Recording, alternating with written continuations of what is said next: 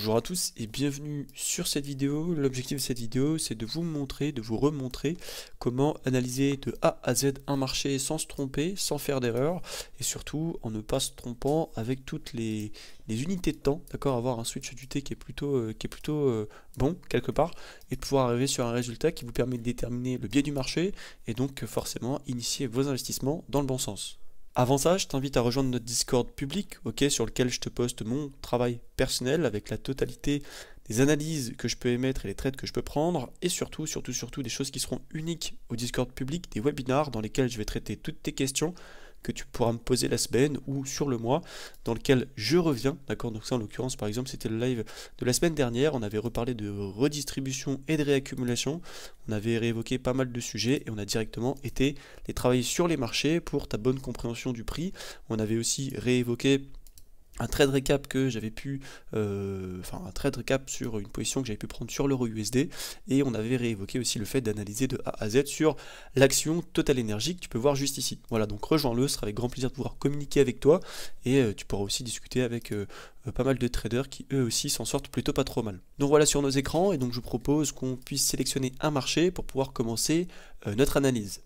Je vous propose qu'on puisse travailler sur l'EuroCAD, d'accord, donc c'est une paire de Forex qui vient opposer l'euro au dollar canadien, d'accord.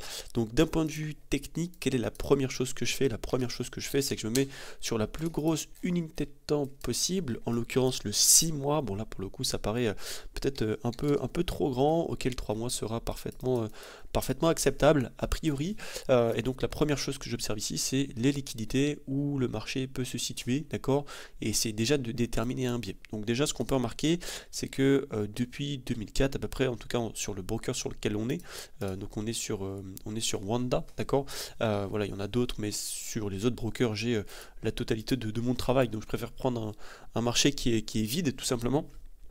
Donc là on peut voir que sur Wanda, on va aller voir où en est le mien, si on a un petit peu plus de données.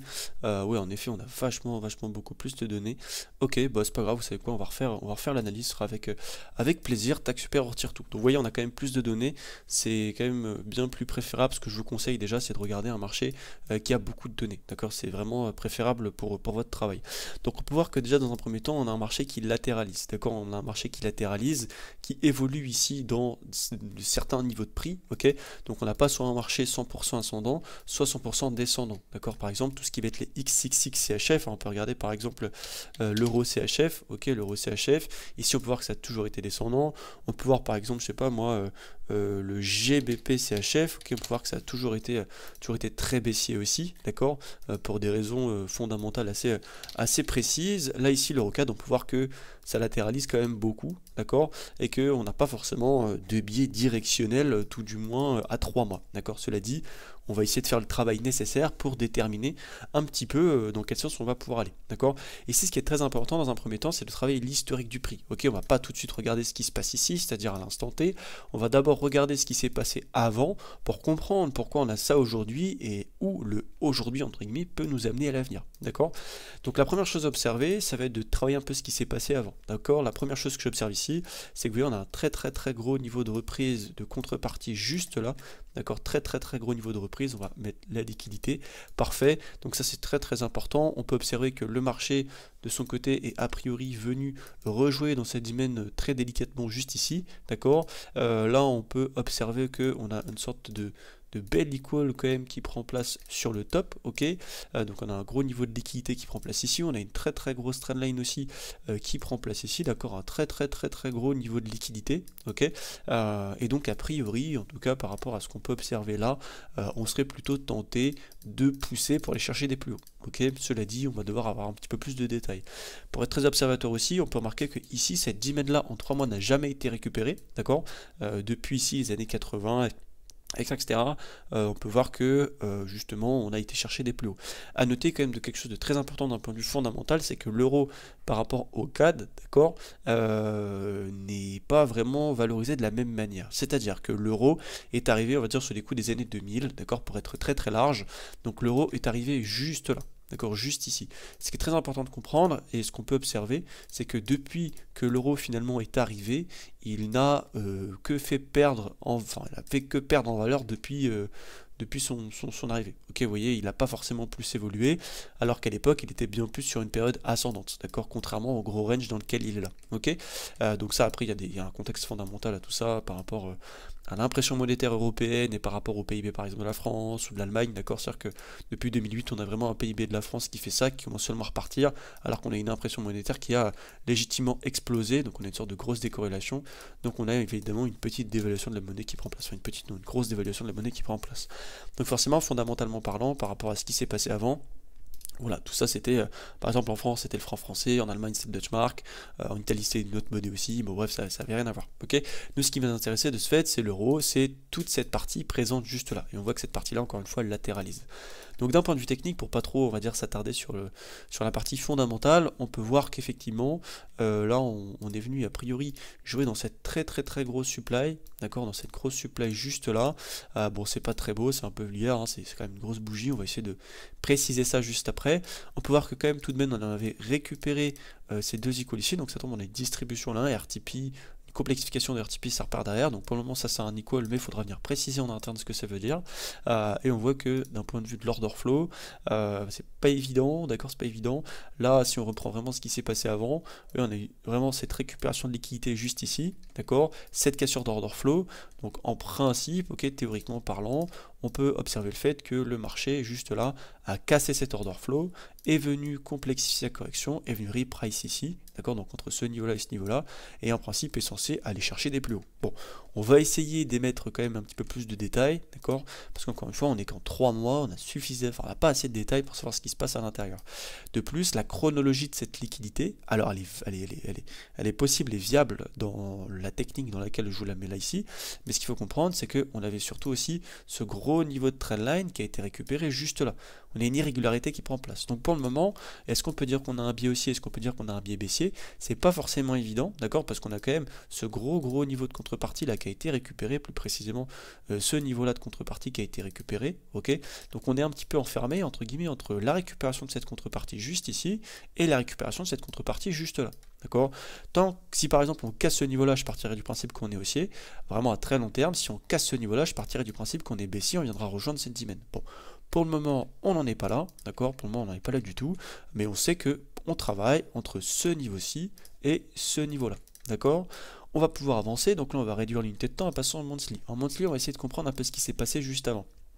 Ici, en effet, bon, le marché est venu rejouer dans ce très gros bloc là en 3 mois, d'accord, on ne viendra pas l'over préciser, ça sert à rien.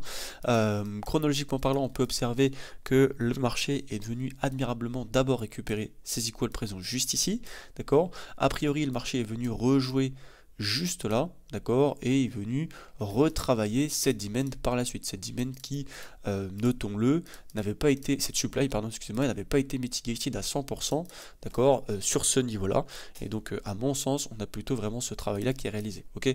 Est-ce qu'on a un equal? À mon avis, oui, totalement. Est-ce que l'interprétation du marché penche en faveur plutôt de la distribution, tout du moins de la grosse récupération de liquidité qui a pris place là d'abord? Oui, d'accord. Ce qu'il faut comprendre, c'est que c'est la chronologie qui fait preuve de sens, c'est-à-dire que qu'est-ce qu'on a eu en premier?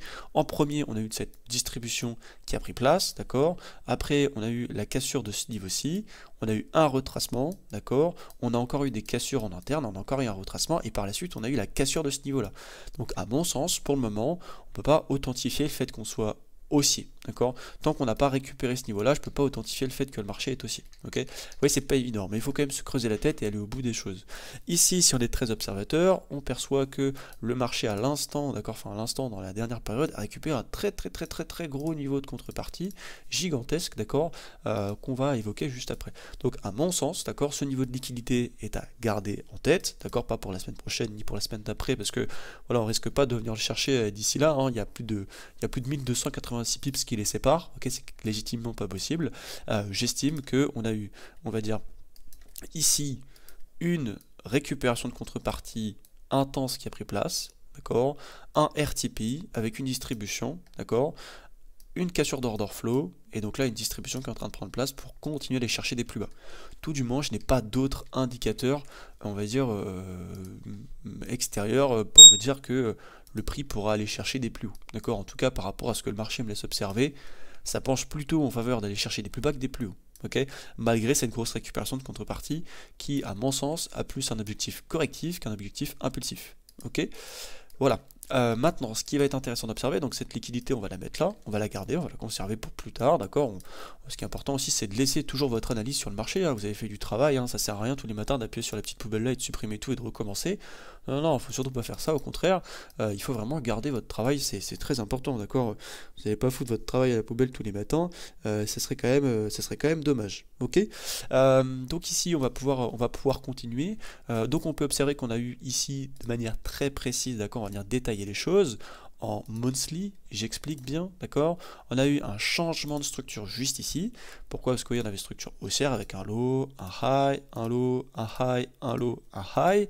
Et là, on a cassé le dernier plus bas. Une fois qu'on a cassé ce dernier plus bas, qu'est-ce qu'on est venu faire? On est venu rejouer dans cette supply qui doit sûrement se trouver ici. Ici, on a eu un BOS, d'accord. Une complexification de correction. Vous avez vu, on est venu liquider ces equals juste là. D'accord, on est venu jouer juste ici sur une annonce économique, on le voit bien, vu la volatilité c'est une annonce, donc l'annonce ici est venue récupérer ses equals, et là, chose très importante, on est venu casser cet order flow, d'accord, on est venu casser cet order flow majeur, j'explique bien, majeur, d'accord, donc une fois qu'on a cassé cet order flow, ok, qui était ici, qu'est-ce qu'on fait? Ben, on vient forcément corriger à l'intérieur, donc après la cassure, on vient corriger dans tout ce gros amas de bougies, d'accord. Et en l'occurrence, c'est exactement ce qui est en train de prendre place au moment où je vous l'explique. Ok, donc forcément, nous, de notre côté, on va commencer à pricer honnêtement des plus bas. D'accord, en tout cas, c'est ce que le marché nous laisse, nous laisse observer. Et donc, si on est très précis là sur ce que le marché nous propose, on voit que chronologiquement parlant, ici, effectivement, je suis d'accord avec vous pour dire qu'on avait une très jolie supply qui prenait place là, d'accord, très jolie supply qui prenait place là, et là on avait un gros niveau de liquidité, d'accord, un gros niveau de liquidité, on a des gros equals, donc ça c'est un niveau pivot, d'accord, c'est un niveau de grande importance qu'il faut absolument observer, et c'est vraiment sur ce niveau-là où en principe on va pouvoir émettre des très belles ventes, parce qu'il y a des contreparties absolument phénoménales qui vont pouvoir être prises, ok. On va faire avancer le prix, on va voir un petit peu ce qu'il peut nous proposer, on va retirer le replay, voilà, super. Donc on voit qu'on a une grosse récupération de liquidité, on vient parfaitement jouer dans cette jolie supply, d'accord. Et donc là, si par exemple moi j'étais un swinger, ok, quelqu'un qui était du swing, je prendrais position directement de cette manière-là, d'accord, pour aller chercher des plus bas. Ici, est-ce qu'on peut avoir une distribution? Tout à fait, d'accord, on a une très jolie distribution de position, d'après les principes de Richard Emil Wyckoff, ok. On a un buy climax, automatic rally, second test NB, uptrust, d'accord, tac, Utah juste ici, et là le prix commence, on va dire, à se faire la malle vers le sud. Ok, donc ici en effet, si j'étais un swinger, je viendrais prendre ma position comme ça. Évidemment, on va pas s'arrêter là, on va essayer de chercher un peu plus de détails. Donc sachant qu'on a cassé cet order flow, ne l'oublions pas, d'accord, l'objectif désormais à très long terme, c'est de venir chercher celui-ci. D'accord, et donc forcément d'observer, pourquoi pas, si on peut pas réagir dans cette dimension-là de manière plus précise, ok, pourquoi pas, vous voyez, on va aller casser cet order flow, hop, on retrace, et après on continue. Ok, c'est vraiment ce qu'on va attendre. Le trading, c'est quoi? C'est toujours anticiper, prévoir. D'accord, c'est très important, très important. Donc ici, effectivement, on vient de récupérer ce très beau niveau de contrepartie présent juste ici. D'accord, on va essayer d'aller détailler un petit peu plus le travail. On repère, excusez-moi, qu'ici on a une très jolie dimension qui prend place aussi. Donc vous voyez, moi, mon objectif, c'est d'encadrer au maximum mon graphique. D'accord, je ne cherche qu'à une seule chose, c'est d'encadrer. Ok, il y a vraiment que ça qui m'intéresse, de savoir où j'en suis. Vous voyez qu'à la base, on part quand même de tout ça, d'accord, on part quand même d'un marché quand même assez conséquent, et là, petit à petit, on reprécise le travail pour comprendre pourquoi justement on a ce type de mouvement ici, et pour anticiper justement la continuité du prix, tout simplement. Donc là, on va se mettre en weekly, d'accord, ici, effectivement, en weekly, on a une très jolie distribution qui a pris place, c'est vraiment fantastique, une distribution majeure qui a pris place ici, je peux vous en redonner les faces si vous le voulez, le primary support. Je prends le gros stylo, le primary support, le buy climax, l'automatic rally, le swing test NB, l'uptrust, ok, ici on fait un autre uptrust, l'UTAD, d'accord, qui vient vraiment liquider tout ce gros niveau, d'accord, et là le marché qui commence très clairement à nous délivrer son order flow, c'est magnifique, on est venu récupérer un très gros niveau de liquidité, on est parfaitement venu jouer dans cette supply en monthly, la proportionnalité est parfaitement respectée, donc là très clairement, vu la taille de la distribution et l'impact qu'elle va avoir, je sais très bien qu'on va venir chercher ces niveaux plus bas. D'accord, c'est désormais sûr et certain.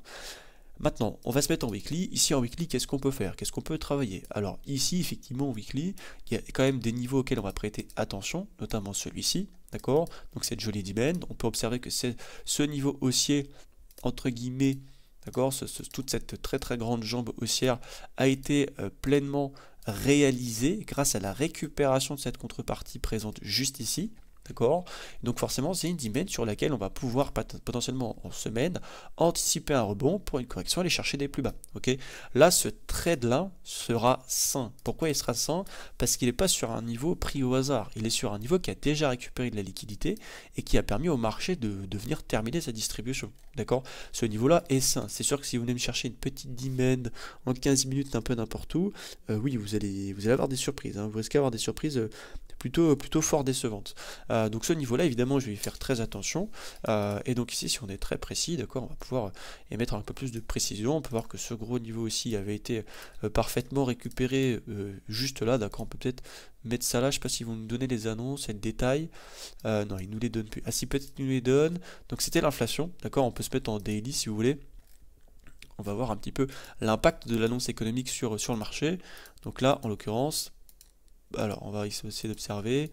Ok, ça c'est une annonce économique, d'accord, on le voit bien, c'est une très grosse annonce économique et après le marché, pouf, repart derrière. D'accord, ça repart derrière, donc l'annonce économique vient parfaitement récupérer ce gros niveau de contrepartie.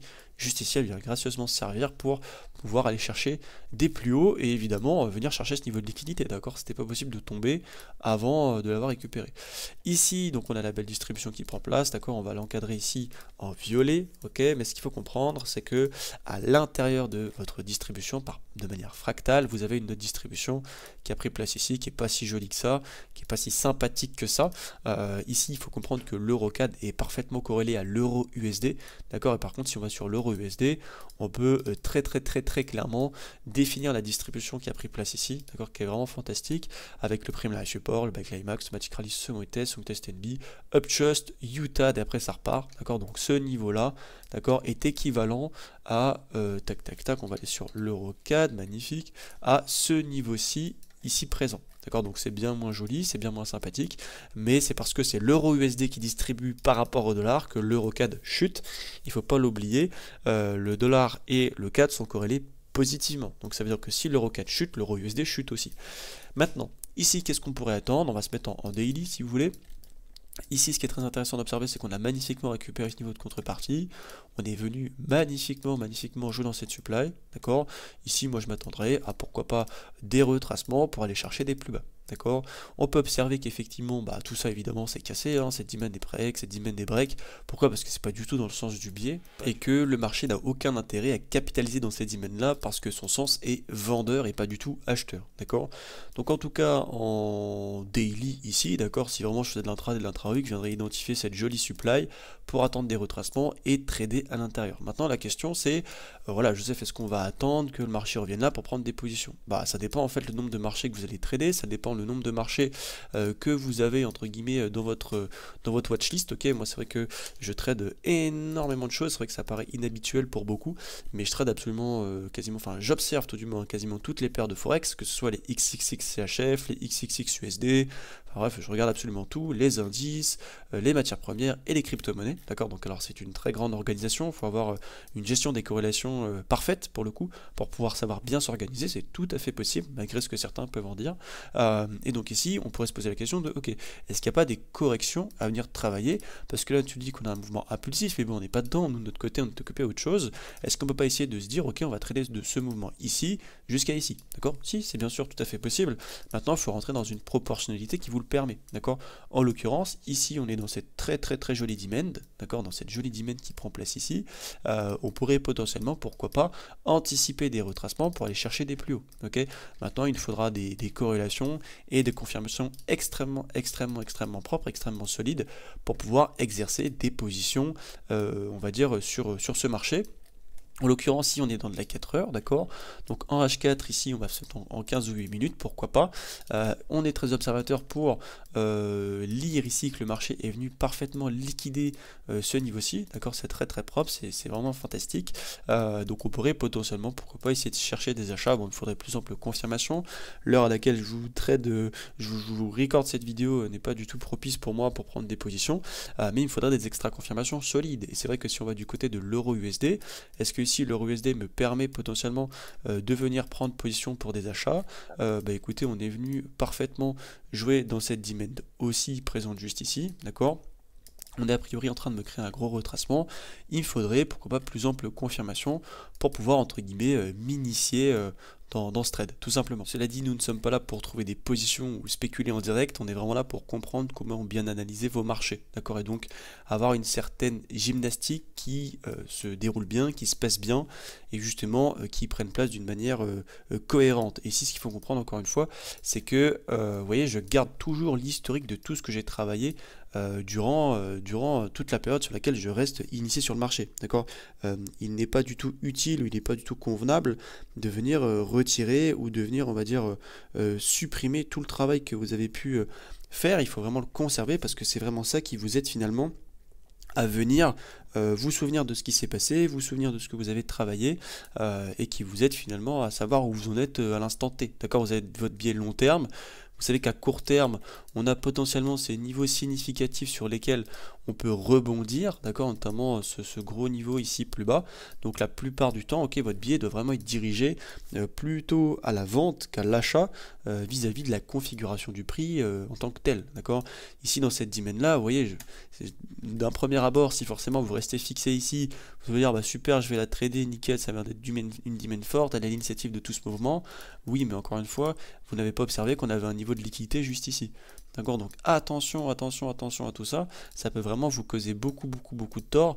Cette dimension, elle est quasiment sûre je sais pas, 0% de tenir pour le coup, vis-à-vis du fait qu'on a un gros equal présent juste en dessous. D'accord. Ce qui peut être intéressant, cela dit, c'est d'observer une dimension qui est juste en dessous de ce niveau de liquidité. D'accord. Ça peut être intéressant. Donc on peut essayer d'aller chercher si vous voulez. Mais vous voyez, c'est quand même très fouillis, c'est quand même vraiment pas propre du tout. Donc forcément, ça n'apporte pas beaucoup de confiance envers justement le fait de spéculer à l'intérieur. Alors c'est pourquoi pas cette toute petite dimension qui prend place ici. Mais bon voilà, je suis pas du tout confiant par rapport à ça, par rapport à la configuration que je suis en train d'avoir sous les yeux. Voilà, ça me met pas du tout en confiance pour la suite du travail que je suis censé exercer sur ce marché. Voilà, on a un Euro4 qui est très impulsif, d'accord. En plus ça, on a eu des annonces aux États-Unis qui ont été excellentes pour la DP Unemployment, d'accord. Donc forcément, je vais pas forcément parier contre le dollar aujourd'hui, ça ne serait pas cohérent.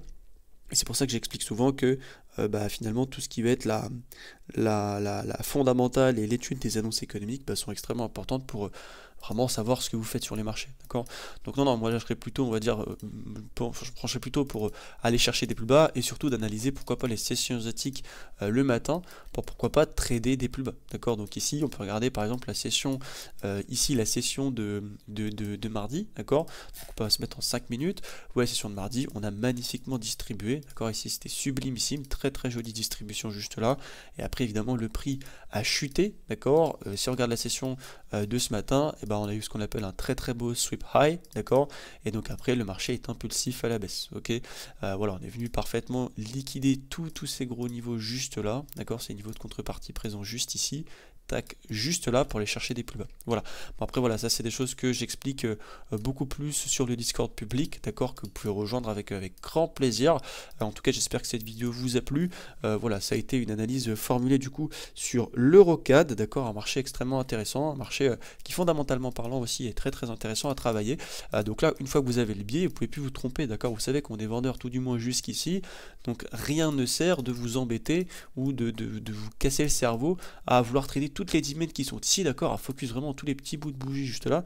Non, moi je vous conseille plutôt de rester concentré sur des belles supplies, de même si c'est nécessaire de louper les trades de retracement pour être certain d'être sur des trades impulsifs qui vont dans le bon sens, d'accord, et qui seront bien plus high probability que justement les petites trades un peu à la volée que vous voudriez prendre et qui ne seraient pas évidemment très périn pour votre compte et pour votre mental et votre morale aussi, d'accord? Parce qu'on sait que subir plusieurs pertes d'affilée parce que notre billet est pas bon, c'est très frustrant, et donc il faut essayer quelque part de vous ménager par rapport à ça, et pour vous ménager, évidemment, il faut avoir un sens de l'analyse qui est très précis, et comment on fait pour avoir un sens de l'analyse qui est très précis? Eh ben, on travaille, on s'exerce, on communique avec d'autres traders, et on essaie d'apprendre des autres, d'accord? C'est très important d'avoir cette déontologie de travail, c'est obligatoire. D'accord, encore une fois que vous avez votre higher time frame, vous savez ce qu'il vous reste à faire par la suite, sauf tout ça, vous vous en fichez totalement. Maintenant, nous, de notre côté, on travaille vraiment là-dedans. D'accord, notre œil, maintenant, il est uniquement dirigé dans cette box-là, et même pour être très précis, dans cette box-là. D'accord, tout ce qui s'est passé avant, maintenant c'est bon, c'est ok. Dans l'exécution de nos positions, on va vraiment se concentrer sur ce qui se passe ici. Donc on essaie de faire un petit peu, voilà, on essaie de vraiment mettre tout ça de côté, d'accord. Alors évidemment, pourquoi on peut le mettre de côté? Parce qu'on a analysé évidemment ce qui s'est passé avant pour avoir les gros niveaux les plus importants. Mais maintenant c'est vraiment cette partie-là du marché qui va beaucoup nous intéresser, sur laquelle on va rudement travailler. Voilà. Bah écoutez, j'espère que ça vous a plu, j'espère que j'ai pu évoquer tous les principes qu'on travaille dans les vidéos de la chaîne publique. Si vous avez des questions, n'hésitez pas. Si c'est pas tout bien compris, bah, n'hésitez pas à revoir la vidéo plusieurs fois, parfois c'est nécessaire. Et si vous avez des questions, venez sur le Discord public, ce sera avec grand plaisir que je vous y répondrai. Je retraiterai pourquoi pas le sujet en live, d'accord, avec grand plaisir. Et on se dit à tout de suite sur le Discord privé. Salut tout le monde, ciao ciao.